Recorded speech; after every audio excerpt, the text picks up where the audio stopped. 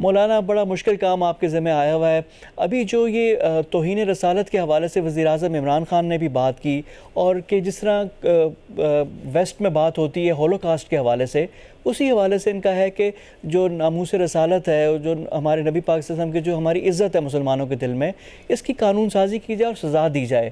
یہ جو چیلنج ہے یہ او آئی سی کے پلیٹ فارم سے کرنا چاہیے، تو یہ بھی آپ کے اس میں ڈومین میں بات آئے گی۔ اس سلسلے میں کیا پیش رفت ہے، اور جو مسلمانوں کا جو تصور ہے، جو ایک تشخص ایک آ رہا ہے بڑا تشدد پسندانہ جو ویسٹ ہے وہ سمجھتی ہے، اس کو کیسے ہم زائل کریں؟ بسم اللہ الرحمن الرحیم، نحمدہ ونصلی ونسلم علی رسولہ الکریم۔ گزارش یہ ہے جی کہ پاکستان نے تو یہ معاملہ لے کے او آئی سی میں گیا ہے، اور او آئی سی کے وزرائے خارجہ کے اجلاس میں پاکستان کو اللہ تبارک و تعالیٰ نے یہ کامیابی بھی دی ہے، اور تمام ہم اسلامی ممالک کے بھی مشکور ہیں کہ انہوں نے ہمارے ساتھ تعاون کیا، اور اسلامک فوبیا اور ناموس رسالت کے معاملے پر جو قرارداد ہے وہ متفقہ طور پر جو ہے وہ منظور ہوئی، اور کہ اس معاملے کو اقوام متحدہ کے اندر لے جایا جائے، اور اقوام متحدہ سے اس معاملے کی جو ہے وہ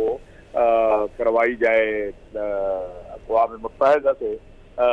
قرارداد عالمی بلکہ قانون سازی قرارداد میں قانون سازی کروائی جائے۔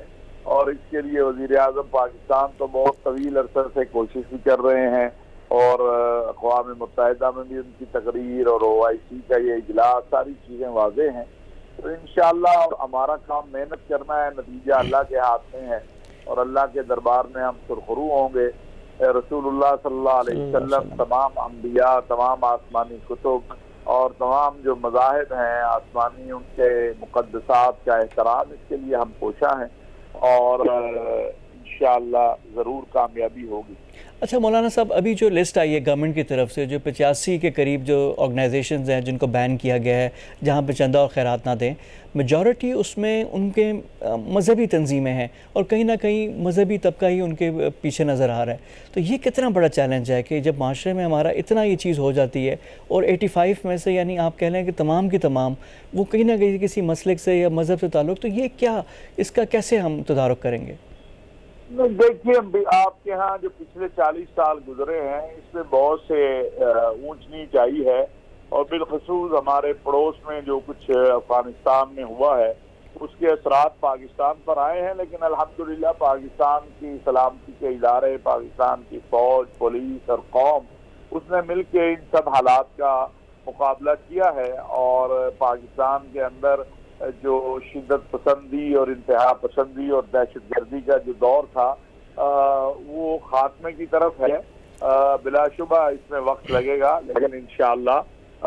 یہ معاملات جو ہیں وہ جلد حل ہوں۔ اچھا مولانا، ایک اور ذمہ داری جو آپ کے پاس ہے وہ مشرق وسطیٰ کے امور کے بارے میں ہے۔ جب آپ نے اپنا عہدہ سنبھالا تھا تو آپ میرے پروگرام میں آئے تھے، اور آپ نے کہا تھا کہ سعودی عرب کے حوالے سے بڑی مثبت اور اچھی چیزیں، پیش رفت بھی آپ کو نظر آئے گی، کیونکہ اس وقت صورتحال بڑی ابتر تھی۔ تو اب تو کچھ حالات بہتر لگ رہے ہیں۔ یو اے ای کی طرف سے بھی جو پاکستان انڈیا کے مابین جو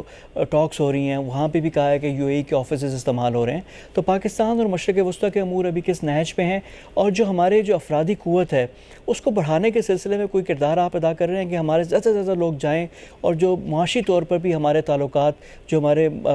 برادر اسلامی ممالک کے مشرق وسطیٰ کے ان سے مزید مضبوط ہوں؟ دیکھیں، الحمدللہ ہمارے تعلقات بہت مستحکم ہیں اور بہت بہتر ہیں، اور انشاءاللہ رمضان المبارک میں وزیر اعظم پاکستان محترم جناب عمران خان ابھی مستقبل قریب میں سعودی عرب تشریف لے جائیں گے، اور وہاں کی جو ولی عہد ہے امیر محمد بن سلمان، انہوں نے عمران خان صاحب کو دورے کی دعوت دی ہے،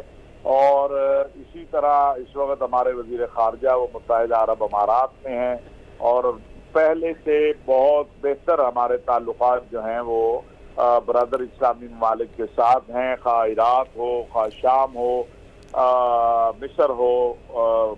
کویت کے ابھی وزیر خارجہ آئے ہوئے تھے، وہ واپس تشریف لے گئے ہیں۔ تو یہ ساری صورتحال جو ہے بڑی واضح ہے، اور کہ ہم نے اصل میں موجودہ حکومت کا جو ماٹو ہے وہ یہ ہے کہ ہم نے مانگنا جو ہے نا امداد اور جو ہے قرض، اس کی بجائے اقتصادی اور معاشی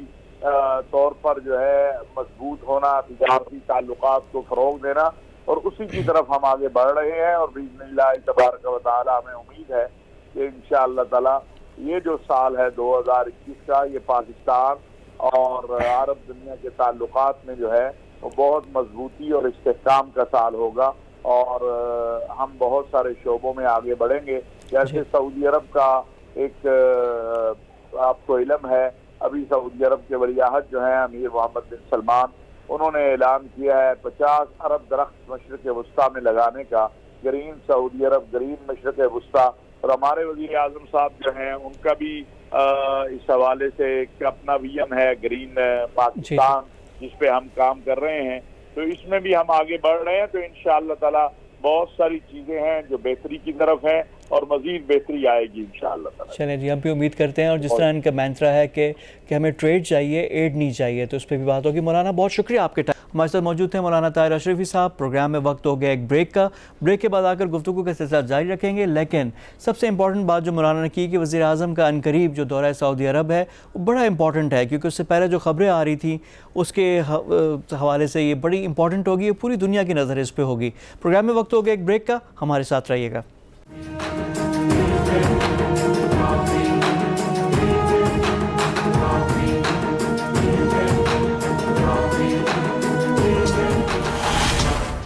بریک کے بعد پروگرام میں دوبارہ خوش آمدید۔ پروگرام میں ہمیں جوائن کر رہے ہیں رسول بخش رئیس صاحب، پروفیسر ہیں یہ، اور اس کے ساتھ ساتھ تجزیہ کار بھی ہیں، کالم بھی لکھتے ہیں۔ ان سے کوئی ملکی صورتحال پہ ہم بات کریں گے کہ پاکستان کی جو سمت ہے کیا وہ درست ہے، جو ابھی حال ہی میں اقدامات ہوئے ہیں ان کا کیا دوررس اثرات کیا ہوں گے۔ رسول بخش رئیس صاحب السلام علیکم اینڈ ویلکم ٹو دا شو۔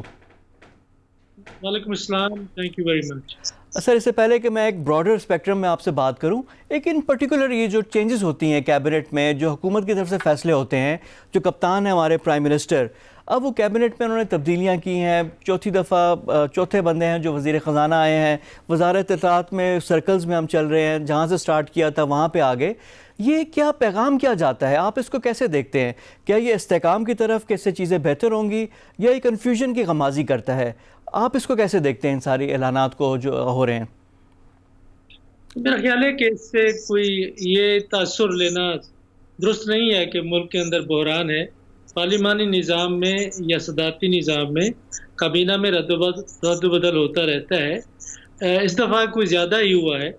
اس کی بنیادی وجہ یہ ہے کہ جب شروع میں تحریک انصاف اقتدار میں آئی تھی تو ان کی خواہش تھی کہ شوکت ترین صاحب کو وزیر خزانہ بنایا جائے، لیکن انہوں نے انکار کر دیا تھا۔ جب انہوں نے انکار کیا تو پھر شیخ حفیظ صاحب کو وہ لے آئے، اور اس دیکھا ہم نے کہ وہ بھی سینٹ کے ممبر منتخب نہ ہو سکے، تو پھر ان کو ریزائن کرنا پڑا۔ یہ ضروری ہوتا ہے کہ جو پروفیشنل شعبے ہیں جس کے لیے کہ ہمارے جو لوگ منتخب ہو کے اسمبلیز میں آتے ہیں، ان کی اگر استعداد نہیں ہے تو اقتصادی ماہرین کو لگایا جائے جن کو تجربہ ہے۔